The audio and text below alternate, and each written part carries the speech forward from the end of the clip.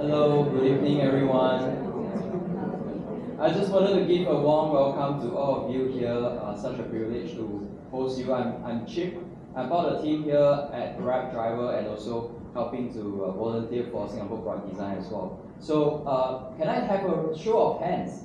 Who is here for the first time for Singapore Product Design? Oh wow, we have a lot of new joiners. Can someone who came before just say hi to the one person beside you? Just greet them like welcome to Singapore Product Design. Get to know their name. Yeah, just hang out for a bit. Yeah. You guys get to know their name already? Yes? Alright, we're gonna quiz you later. Alright, so let me just quickly go through what Singapore Product Design event is about. We are really a community driven. It's actually started by Leonard. So Leonard is actually sitting at the front and he's the founder. It's actually started in Brooklyn and Los Angeles has another sister group as well. And when Leonard came to Singapore Product Design and he wanted to network with the design community here in Singapore, that's why he started the Singapore Product Design event as well. And I happened to join the Singapore Product Design event. This is the second physical meetup right after COVID. And what fascinated me is that this is actually a design meetup that comprises a lot of product designers, user researchers, business owners, and also product managers, like a diverse crowd. So can I have a show of hands who here is in the product design field?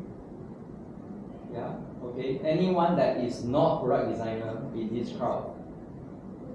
All right, we have Show, the research fellow. Anyone else? Maybe just show of hands again. Sorry, what do you do? Sales. Sales. Oh, good. What's her name again? Karlene. Welcome, Karlene. Karlene, welcome. And also Show. Show is also a doctor, PhD. Yeah. So really excited to have you here, and I just wanted to welcome you to Grab HQ. And at Grab, our mission is to empower, to drive Southeast Asia forward by empowering by create economic empowerment for everyone. And how do we do that is essentially we wanted to build marketplaces that enable everyday entrepreneurs to thrive in a sustainable manner. And how do we do that is that we have actually merchant partners and they partner with us, and it's a three-sided marketplace. So for consumers like each and every one of us here, we might have access to Grab app. But we also have another key partners in the Grab ecosystem, which is our driver partners to help to deliver your parcels, your food, to help you to send you from point A to point B as well. And we are currently operating in 8 different countries and 500 cities across Southeast Asia. So it's not just one, a lot of times when we access Grab app, it's a consumer app, but we actually also have the driver partner app that allows our driver partner to get their jobs, to make an income and earnings, and also for our merchant partners as well. Some of my colleagues from merchant team are also here. When they receive a sales, when they receive a food order, how do they receive that notification, for the food order to come in? So last but not least, I want to do a plug here. We are also hiring. So if you have your phone up, this is the QR code you might want to scan if you are looking for job opportunities. But long story short, you can go to grab.careers. We have a few open roles that are currently hiring: senior principal designer, lead product designer, senior design manager. If this is of any interest to you, or this is of any friends or connections that you might have who are exploring new roles or transition to a new career, you might want to check it out. All right. Before we start, we have 2 speakers lined up today. I want to do some housekeeping, right? The first one is that the restroom is actually, if you exit the hall, turn to the right side, right? If you want to go to the right, to the restroom if you have emergency, please go to the right side, right? And photography and recording may occur, so we might have photographers walking around to take photos for, social media purposes. And I just want everyone to be mindful that this is a harassment-free zone, so absolutely no harassment allowed. Appreciate you if you practice some professional manner as well. So let me just go to our speaker. We have Dr. Imran for the first one. And Dr. Imran today is going to talk to you about what is user research. How do you gather these findings and translate it into things that you want us to talk about. So welcome Dr. Imran, big round of applause.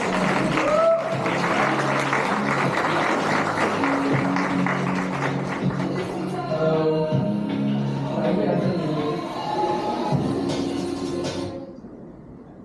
Okay. Hello everyone. Thank you very much for your time today. I gave a lecture when I was a senior lecturer like 5 years ago. I'm a bit nervous now. I should not be. Been talking to students a lot before, but looking at all of faces like wanting to know something from me, I'm a bit nervous. Okay. I want to make the sessions very simple. I know that you've heard about UX research, and in academic, when we talk about research, it's really detailed, rigorous, something that we are interested in. Academic people don't care about it, but we wrote papers for it. But in industry, it may not be the same. I'm not saying that we don't do rigorous research, we did, but the time that we have may not be the same as in the university. When I was a senior lecturer before, I got years just to study about how games can help patients, something like that. Right. So today, I'm just going to tell you what UX research is about, and then we're going to talk about it. All right. I'm going to start with something a little bit about myself, and then we talk about the UX research itself. And I want to share about challenges, because I think you will agree with me. Okay, this is going to be like a ranting session for me to think about why it's so difficult to do research. And then some tips and tricks that I did that helped me, to perform research and share insights. So, it's my details. I'm Imran. I say I'm an independent scholar because I still supervising PhD student in UTS, Australia, and in a few universities in the UK. And I'm the product design researcher in a pharma company right now. I got a PhD in computer science. My research expertise was in video games. So I played video game for 2 years. I wrote a thesis, and I got a doctorate. So you guys can get a doctor from playing video games. Okay, seriously, yeah, I spent 2 years in York. My supervisor gave me £8,000 to buy games. I bought all the games. I played. I wrote a thesis, and I got a doctorate. Yeah, and another reason why I chose to do PhD because I wanted to have the doctor title on my flight ticket. However, now when you fly with low-cost airlines, they don't even care asking you about the title, first name, last name. Unfair. Okay. So I finished high school in 2004, and then I did my A-level in the University of Malaya. And then I continued my first degree in IT, Bachelor of IT, and I fell in love with HCI at that time. If you know Alan Dix, he wrote the textbook of HCI. He came to the university to be a keynote speaker, and I got crazy about affordance, about door. So I asked myself, why some door, when you open it, you have to push it up, but why some of the doors design, you have to pull it in, and some doors actually slide. Got crazy about it, I'm just like, I wrote a paper that says, door can kill you. Seriously, if, I think this is a good design because it opens by following the flow. So any emergency, you can push it open and then you can run out. But some doors, if it's actually open inward, and then you guys try to run away, and then suddenly it stops, you die. Yeah, so I wrote a paper about it. And then I completed my degree and I started to work in a financial sector. That was my first market research. I was a research associate try to promote Labuan in Malaysia as a financial jurisdiction. So I did a lot of market research, comparing to Dubai, BVI, currency, and I talked about all of the financial things that I didn't even understand. But research is research, you know. You just show what the business needs, and your investor, you need to sort of like give confidence for them to invest in Malaysia. And then around 2011, all of the crazy things happened. I wanted the title doctor and everything, and I joined PhD program, and I completed everything in 2014. And then from 2014 to 2019, I was a senior lecturer in Malaysia. And then one day, my PhD student asked me, how do we use theories in the real industry? Like, ideally, textbook says this, so that was my answer. But I couldn't sleep after that. Shit, why did he ask me this? Then 2 years after that question, I actually moved to research in industry. So I started in CIMB Bank. I work on wealth product, and then COVID happened, and I got interested to see like how airlines, aviation, business actually cope with COVID. So I joined AirAsia. So I helped them to pivot the business model. Well, AirAsia used to have super apps, so competitor at the time. No more. And then from there, I got the opportunity here in Zurich Pharma to look at how to enhance B2B experience. So now I'm focusing on selling drugs in the region. So the next bit, I don't know, if you need researcher, you know, you can come and talk to me, who knows, your company's logo will be there. Or maybe Grab, you don't know. Right, so let's talk about research. If you Google research, this is very common image. Research, when you find glasses like that, you know, like looking for something. I don't know why, but I just want to share. So when we talk about user research, as the name research, it's like you search multiple times. That's why it's research. Research. But we do it in a structured way. Okay? On our day-to-day life, we do research all the time, especially around 11:30 a.m. when you think about lunch. So you start to look at the time, you research what is in the area, what did you eat last night, you know, I had rice last night, I want to have rice, you know, you do all this process actually. But in UX research, we focus on two things. So the first one is attitudinal and also behavioral. Yeah, so these two actually give a lot of insight on how we can make sure people use our product. Yeah, okay. There are a lot of other things actually in research, but for UX research, these are the two main things that we do.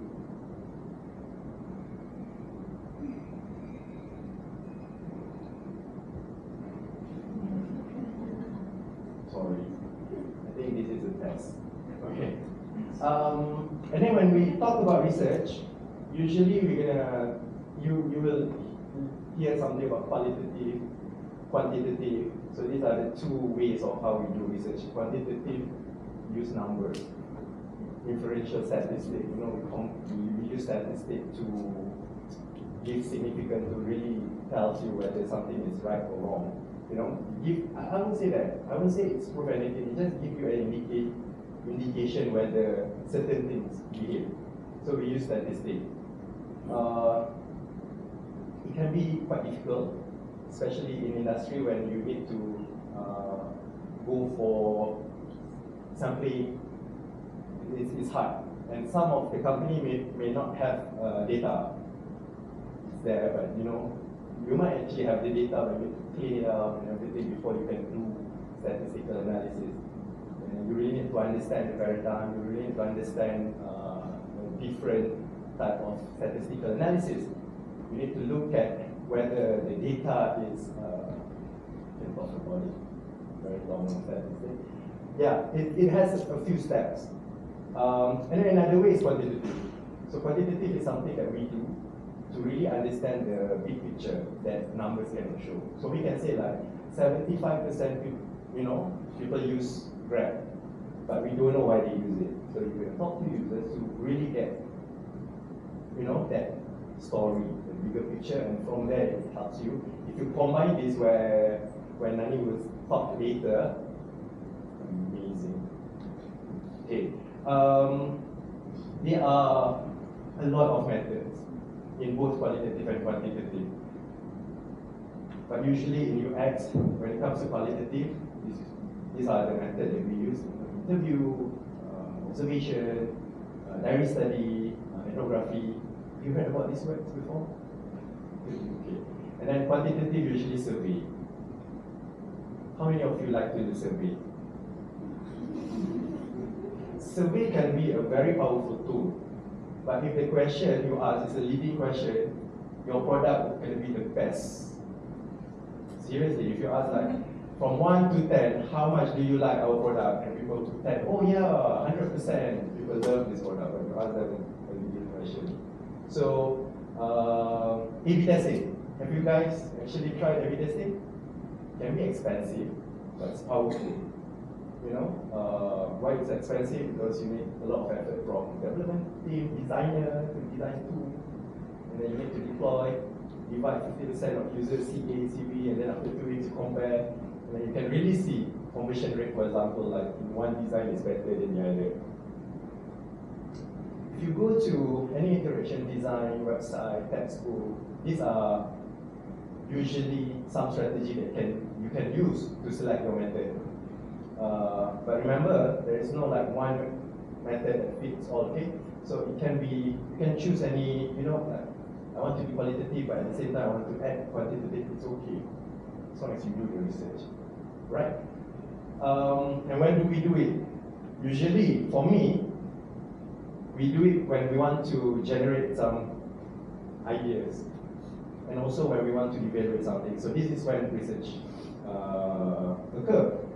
So, like generate, for example, a product team suddenly came with an idea they want to have a calculator in this super app, and then you as a researcher like, no, that's not a bad idea. Let's have a calculator. But why do you want to have a calculator on Grab app? Nobody knows. Okay, then you can start actually do the discovery. All the process to generate some ideas to help product team. And then once they develop the calculator, you want to see whether it's actually useful, then you can do evaluation research. That is when you look at the number of people that use it. You can use product analytics, and then you can do survey. You can also interview user. And usually in digital product development, people say before, during development, and after development. And usually each phase has a different type of research. Okay? Okay, let's talk about challenges. So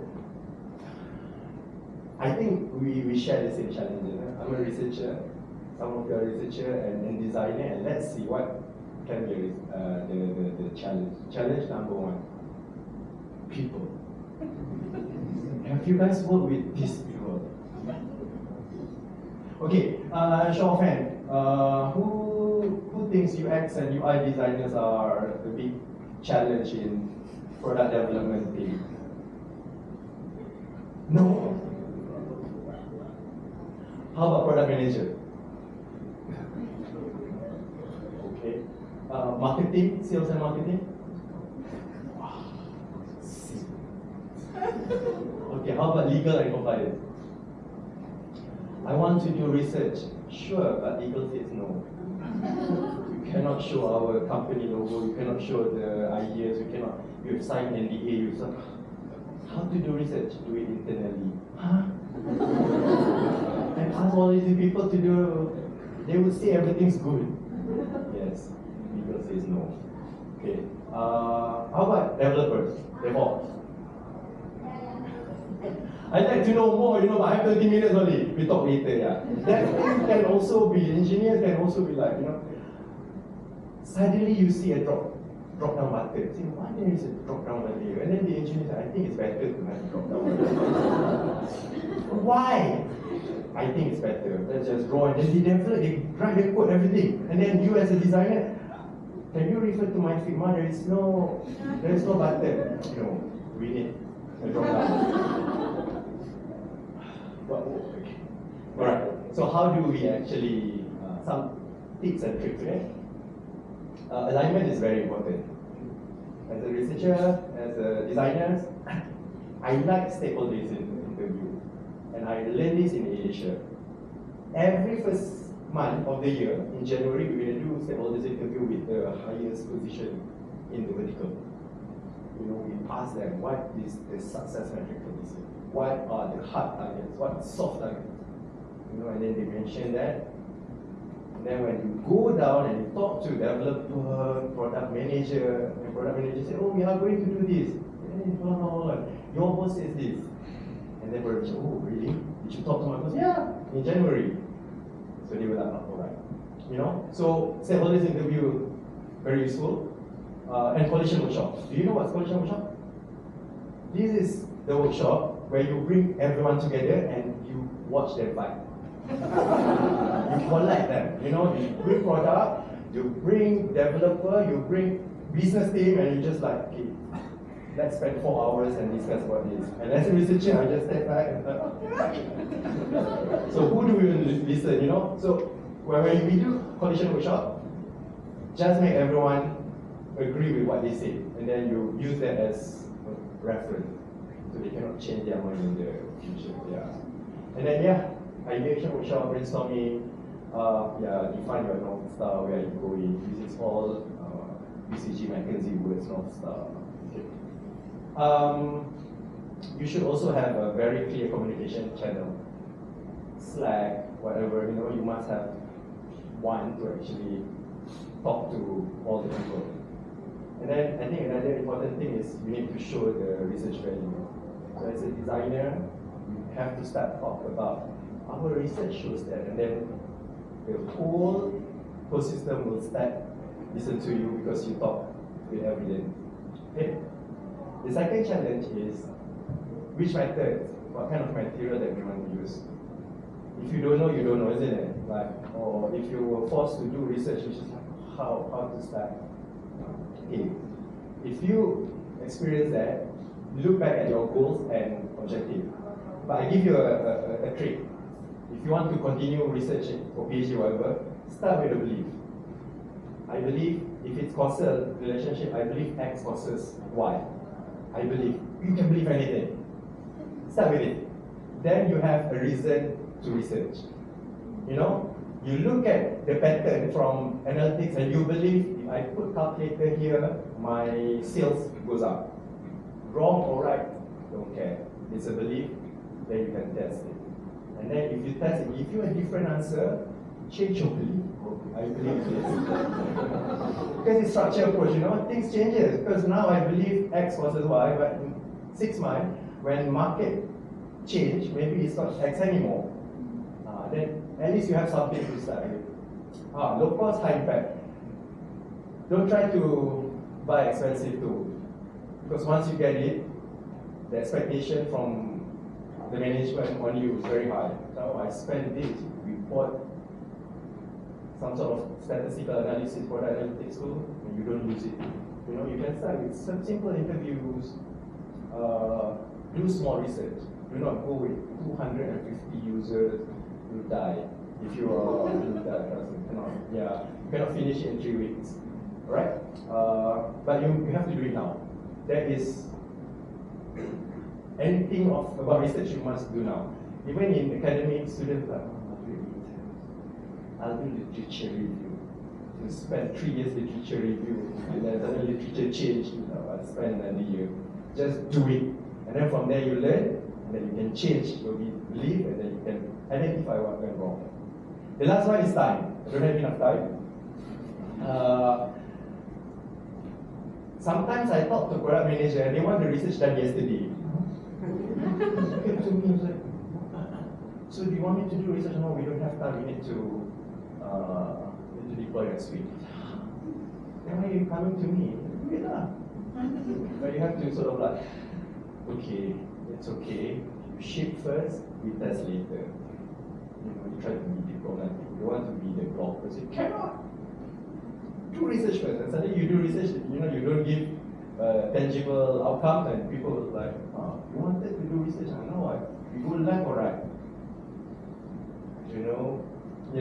It's okay. We can ship first product if product team's already, everything's ready. Ship it first and test, and then you advise product. Oh, actually, something is not enough.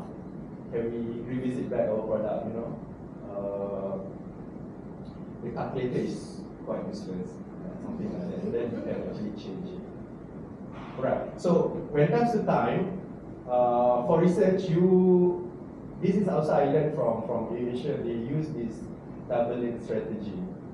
So you have one lane that do continuous research, and another lane is tactical research.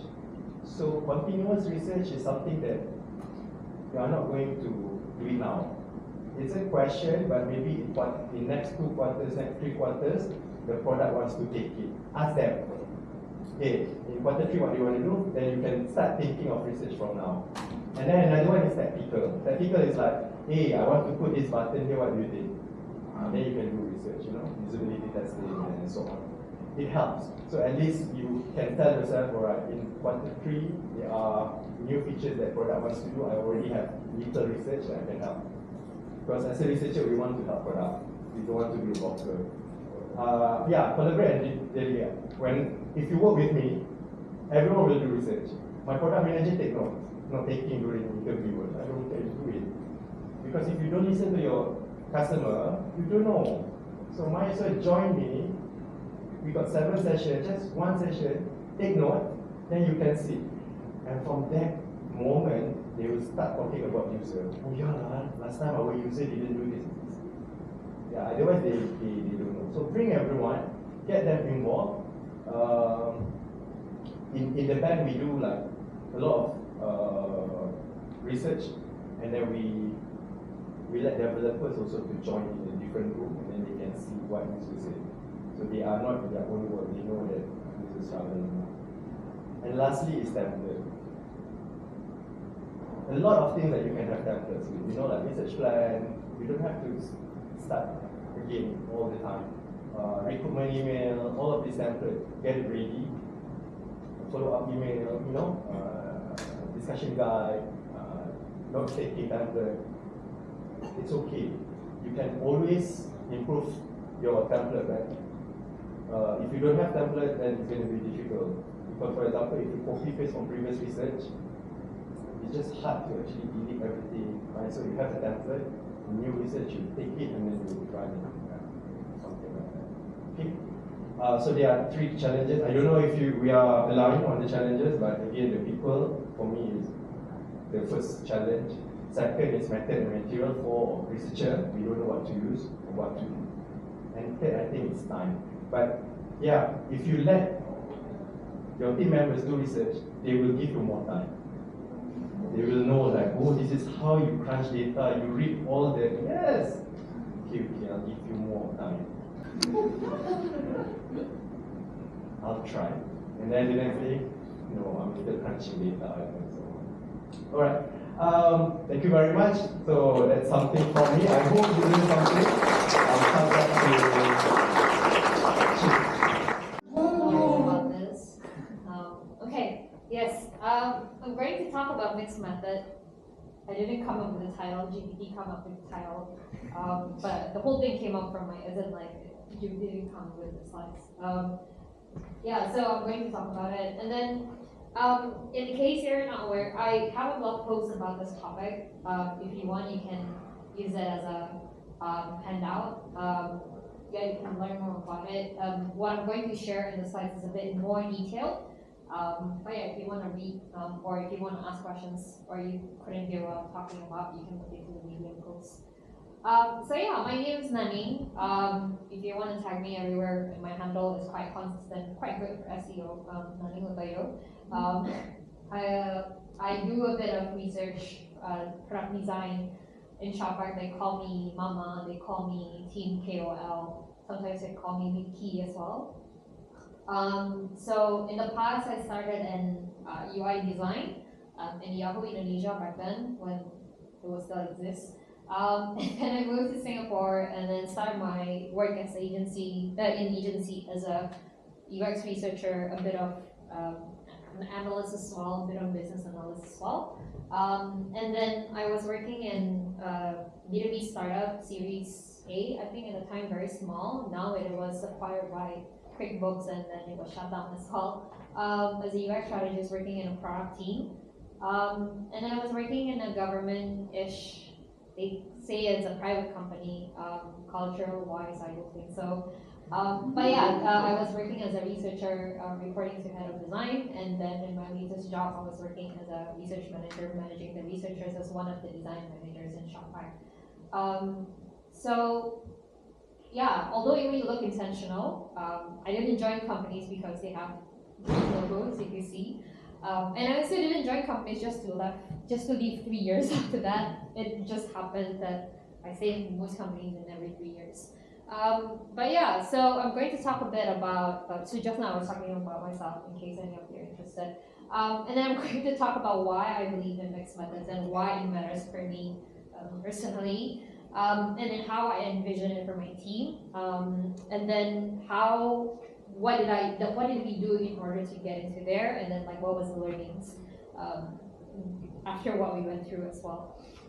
So looking into the mixed method, I think there are multiple reasons, but in general, it's for managing stakeholders better. And then job security concerns, I think this is something that I don't think is as common among UX designers, but definitely a lot more common among researchers.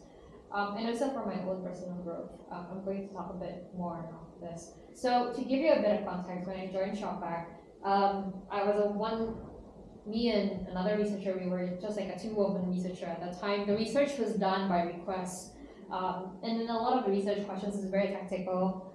Okay, we want to test this, we want to launch this, can we do usability tests? A lot of it is very, very like, because we want to do this, then we want to do research. So it's very much tactical. And then we started building the user research team where the research becoming more a part of the product development process.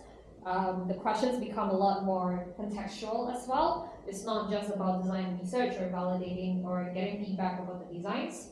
And then our team becomes a lot more centralized. We're not just doing design research, we do a lot more other things, learning about the users, a bit of market research as well, a bit of data analysis as well. And the topics that we tackle is usually things that are company priorities.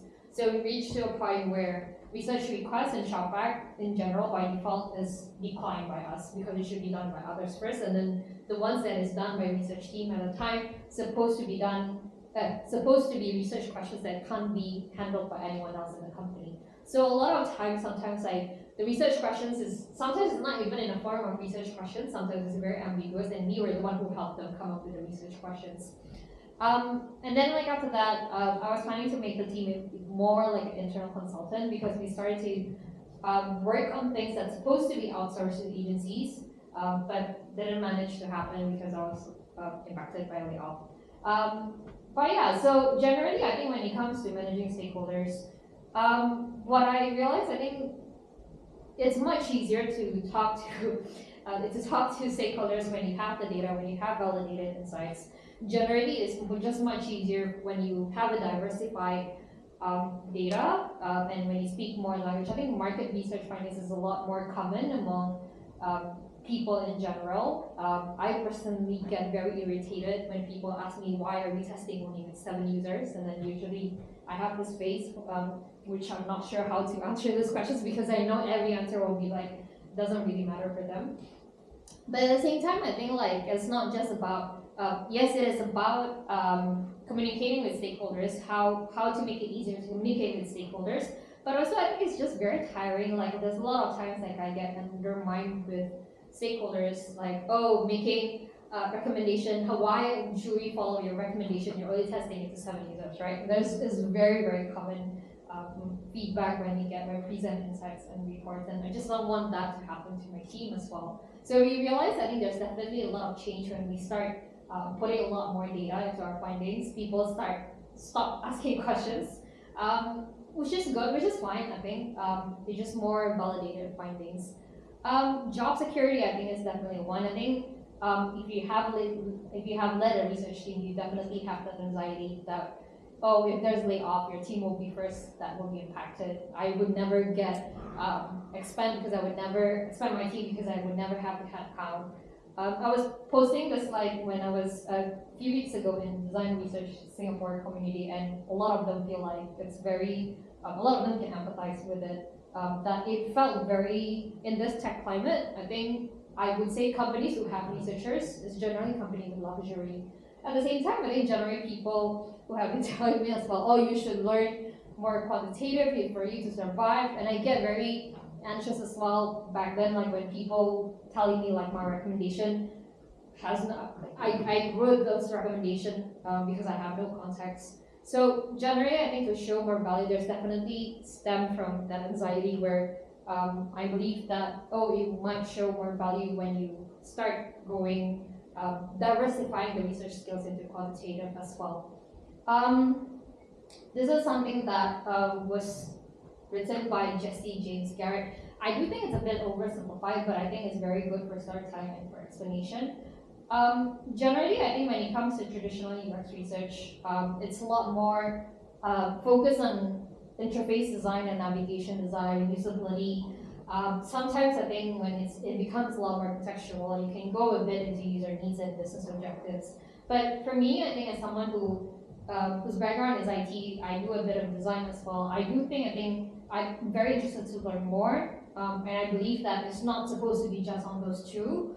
I believe that I want to learn more things like attraction design, functional requirements as well, because I do a bit of business analysis back then, and even visual design, even though my skills is non-existent. But I do want to learn about it, and I do think it's important for me to get the understanding of visual design as well, to be able to build good products as well.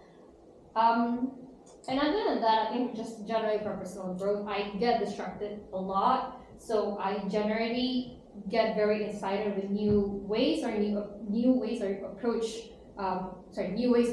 things or approach problems.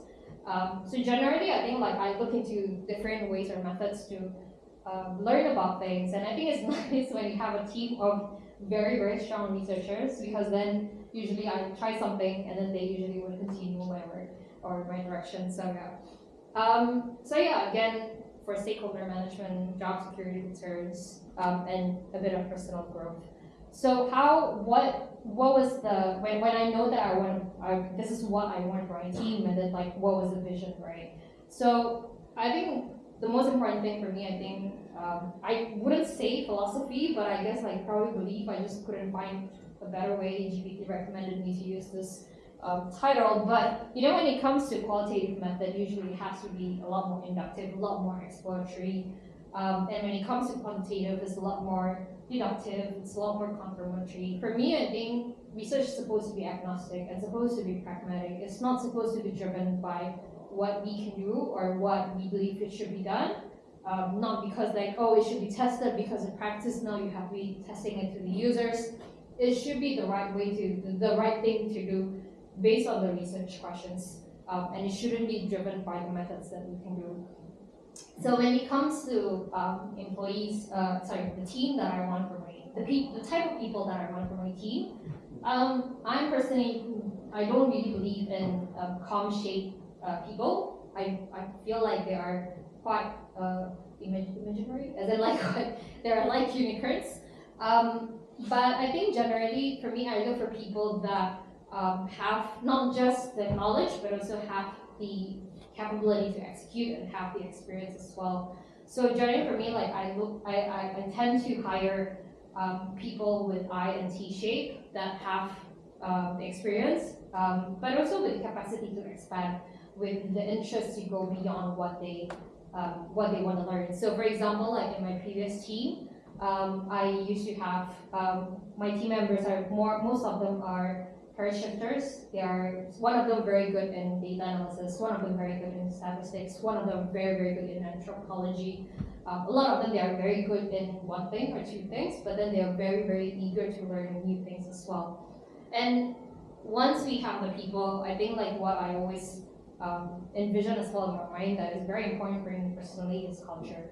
So internally, I think what I want is that to have a team that the researcher believe it's a safe haven for us to experiment new things, a team where we look up into each other, and then a place where we can explore new things as well and innovate a lot of new things.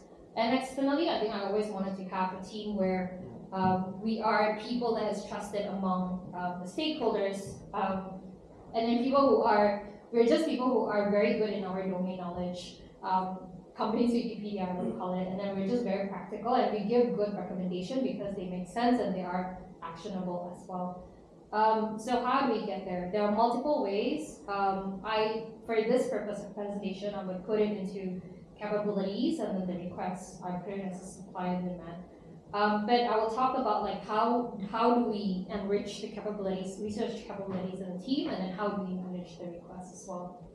There's water leaking, but anyways, yeah. So when it comes to the people, I think like how do I hire? Usually I would use user-centered questions. So just like how do I interview users? I would use similar questions to hire candidates. So I would ask questions like very generic, like, oh, what is your understanding of UX? What do you feel, which one is superior, quantitative, qualitative? So when you look into all of these questions, you may feel like, oh, it's very easy, maybe next time I should apply to Naning Utoyo. Actually, I will get like, I usually would always tell them like, there's no right or wrong. A lot of it, like, I just want to understand your perspective. And a lot of it may seem like it's common sense, but I do get a lot of answers like, oh, UX is the next big thing. Oh, the best method is quantitative. Oh, the best thing is qualitative because we can learn from the users. Yeah, so as in like, oh, could you describe best manager? Yeah, I have the best manager that doesn't care about my work. They just look into my deliverables. Like, again, there's no right or wrong, but I have a very specific people that people with a certain mindset and certain behavior that I wanna hire. So I generally want to get people that can assess their own skills and identify their own qualities as well. Yeah, so that's why usually like I would target career shifters because like it gives a lot more diverse practice into the team capabilities. I tend to hire people where we don't have the capabilities at the point. So we try to get people that brings new things into the table as well. Yeah, so in Sharpak itself, now I'm going to talk about tools. In Sharpak, I think we use a lot of tools. A lot of these tools actually is not what we not what we procure. I think one of the things that I want to talk about is that how we try to use existing tools and not using new tools just for the sake of research. So for example, like all of this, the one that is on the circle now is procured by HR and IT. So that Google Workspace, Atlassian has been there. So instead of using new tool like, for example, like, I don't know, maybe other examples, Calendly, for example, instead of using Calendly to schedule users, now in Google Calendar, you can actually use appointment scheduler. So for example, as well, like recruitment, we don't use any other tools for recruitment. We use Brace because they can do targeting. We just need to learn a bit more about CRM, and then we use Alchemir instead of other survey tools because it is used by marketing team at the time.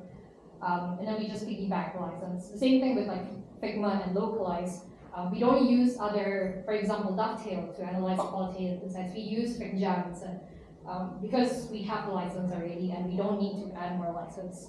And then for quantitative data, we use Amplitude and Metabase because that is what is used internally as well. It is procured by the data team. In Sharpak, we can use at a time GPT, and it is extremely encouraged. So everyone get budget to subscribe to GPT and to use it. So we actually use GPT not so much to give user data, but a lot of it to help us code. So sometimes I can use GPT like, oh, GPT, can you help me create script and macro for Google Sheet to analyze data, blah, blah, blah, for example. Or we use it to like, oh, can you create code for Python, blah, blah, blah, blah, to analyze it, doing something analysis, for example. So we use it a lot of GPT for that. Sometimes we get feedback on certain analysis as well. And especially I think because for us, we are bilinguals, I'm not an English speaker, it gets very, very convoluted where when you think in 3 languages, Indonesian, English, and Singlish, and then you have to make report in full English. So actually, like GPT and Notion AI is very useful for us to build report that is in a good storytelling as well. But at the same time, I think what I'm trying to say is that we only use, my team only procure these 2 tools because I don't want to have liability to add more license and have the cost, and it's adding more risk to store user data as well, right? So that's why we're only using existing tools. Oh shit, yeah, this one is talking about that. But anyways, so at the same time, when it comes to tools, I'll talk a bit about process as well, where in our team, we try to have every researchers to be accountable for every deliverables that we have, even though they are not the research lead for that particular project. Even though the research is done by other team and research team is just consulting, I would expect them to be accountable on the insights as well. So we do it a lot by doing pairing. So if you're familiar with like pair programming, it's basically the same concept. We do it together. We spend like 1 or 2 hours and then analyze together or review. We do a lot of like review where every time we deliver something, we share it on Slack. So it's a bit like peer review, but it's all for all deliverables like research plan and reports and so on. So that is more like the capabilities to supply. Now, when it comes to requests, I think like we try to take challenging projects or non-traditional UX research projects to show our capability. So the very common ones, like for example, we do recruitment, we do audit, we do a bit of service blueprint. But I think what I've always tried to look into is other things like data analysis, statistics, even sometimes like problem definition and problem validation. Those are the things that I want to do as well. So I'll give you an example. So in Shopback, we have this page where it is a TNC page. And then in TNC, basically it is a core experience where if you go from the home screen and then you want to go to one of the brand, and then you would go to the TNC page, and then when you go to TNC, it would bring you to the website, the brand's website or brand's application.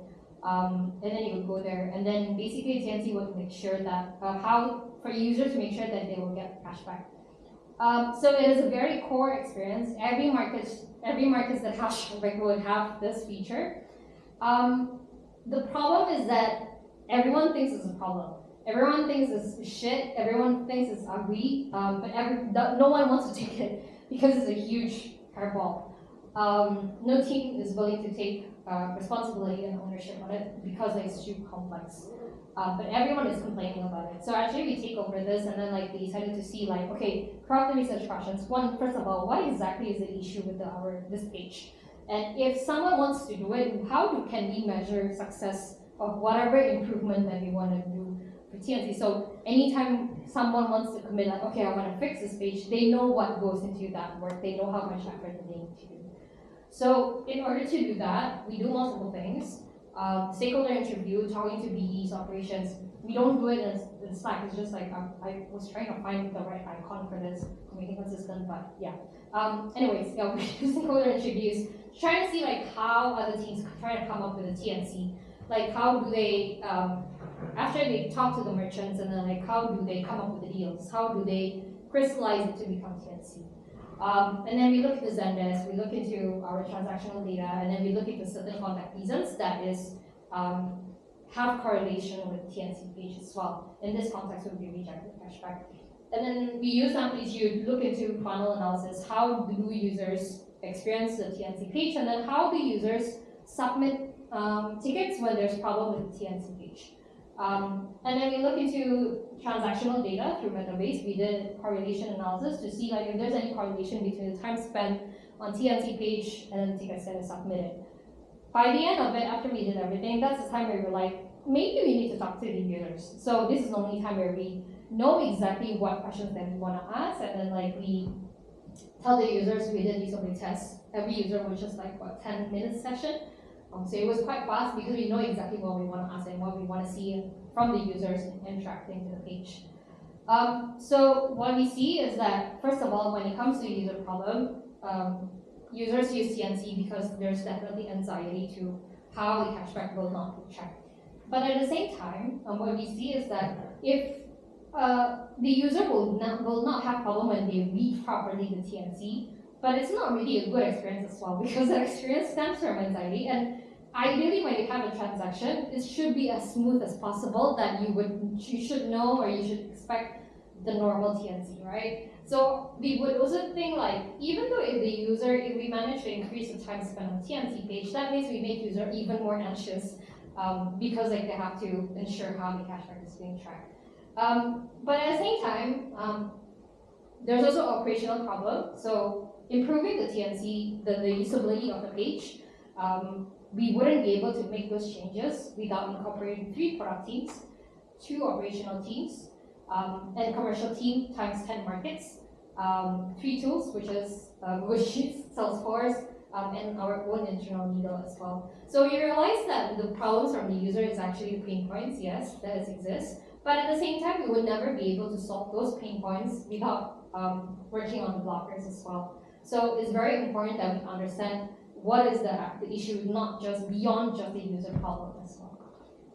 So we realized, I think one of the most metrics that we have at the time is that if you want to do something on this page, it has to be measured by 2 things. One, the time spent on the TNC page, which should be increased, and then the cashback rejection queries should be going down.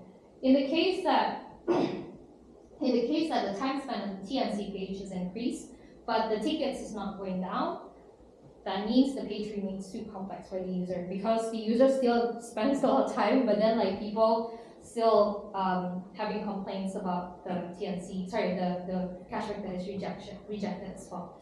But in the case that the cashback is rejected, but then the time spent on the page is not increased, it's not increased. That means the improvement is not due to the specific effort because it could be so many things that the ticket is reduced. It might be the case that, because the submission of this page has a lot of errors, for example, or maybe the chatbot declined the users, for example. So that's why like we realized, even though the case that the rejection query is reduced, but the time spent is not increased, that means it's not because of the improvement that is made on the TNC page. So that's why I think like what I'm trying to say is that you don't have to limit yourself to just like qualitative research. And when it comes to the research, there's also the insights, right? So we look into ways into how we can deliver insights. So I think one of the things that is very important is that to give the impression or give the facade that we establish a process to give stakeholders informed that so that we give the impression that we're not blocking anyone. So we can spend time to actually analyze them. So usually in every product knowledge, we would try to put as much as insights that is from our previous insights, right? So usually like product knowledge in Shopback, we would have a product vision, there will be like a roadmap, there will be like some details about commercial operations as well, and there's always usually like the insights about it, right? So this is where I want to zoom in. So usually in the case that we want to deliver insight to Shopback, there's always like the full report, which is like, you know, in Confluence you can see like the how many minutes you will spend to read it. Usually it's like 30 to 40 minutes, so usually it's like a full report. And then at the same time, we will present it multiple times to multiple stakeholders and a tailored narrative depending on the stakeholder groups. So in the case, like for example, and then like the research findings usually is presented way before we start actually working on the report. So in the case that, for example, in a product design meeting, product team launch, or like functional team, they would be a lot more interested, depends on the company, but usually they would be a lot more interested on the practice, the pain points, how do mental models of the users, right? But when it comes to marketing or commercial team, they tend to be more interested on what do you need me to do, what should I do? Or they would look into what is a marketing strategy, acquisition channel, what partners should I target, for example, recommended brands to target. So we realized, I think like different stakeholder groups, they want to see different things based on the research, and then we put the full report in Confluence. So throughout the whole process of like analyzing the data as well, there's a lot of stages of how the recommendation is being created. So for example, when you start collecting the data, that's where the researchers who have ideas, oh, maybe we should fix it like this, or maybe we should try it that way. And then when we start working on the analysis, we'll get feedback, and then those ideas becoming more of a recommendation, more crystallized, right? Because we realize like, oh, this one makes sense, oh, this one doesn't make sense. And then when we start having the report, we present them to the stakeholders. That's where you will get feedback, and then we will make it more of an action item. Team members will be like, oh yeah, we can do it. Oh no, that one, it's impossible because operationally it should be like this, blah, blah, blah. Or technically it's not visible, blah, blah, blah. But yeah, so throughout the whole stages, there are stages where the ideas becoming a lot more crystallized to become action items. So once we present it to all stakeholders, and then we will have updates and action items, we update it back to the Confluence.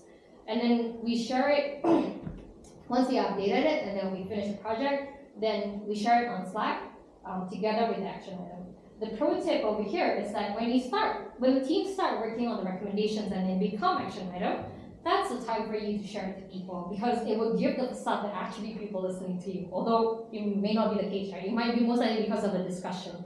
But if it does feel like, oh, everyone in the whole company is listening to the research team. So that's why I think it's very important when you share it to the right time. When you share it to people, that's where findings are becoming a lot more crystallized and a lot more confirmed. We also have the citation culture and SHOPAC. So this is a typical roadmap, where on the right side is the things that we have on the roadmap items, and then the left side is the details of the roadmap.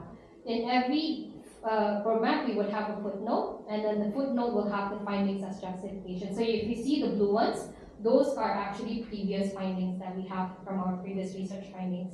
So usually every product managers, if they want to propose something, there has to be a finding that's supporting it. And because we post it as a long report, that's why it becomes a lot more ageless. And that's why I think like people can still use it even after the next few years. So yeah, I was just talking about like capabilities, hiring people, using appropriate tools, and how we can manage the requests, where we can optimize the service design of sharing the insights, right? So what are the learnings from actually using this? So again, a recap. Initially, I wanted to do it because of managing stakeholders, job security concerns, and personal growth, right? So when it comes to stakeholder management, yes, definitely, I think I would say people who are initially very resistant, they are a lot more easier to sway because the findings are validated. So when we give recommendation, we can say like, oh, this is a recommendation, and then we have validated based on the users, blah, blah, blah, based on the findings we get, blah, blah, blah. So it's not just based on qualitative, so it's a lot more receptive. But it doesn't change the fact, everywhere you go, there will always be that nasty stakeholder who will just never listen to you, who will just like selective hearing and will just look into research that's supporting their agenda. Unfortunately, this doesn't change, and whatever method that you would do, it doesn't change this nasty stakeholders.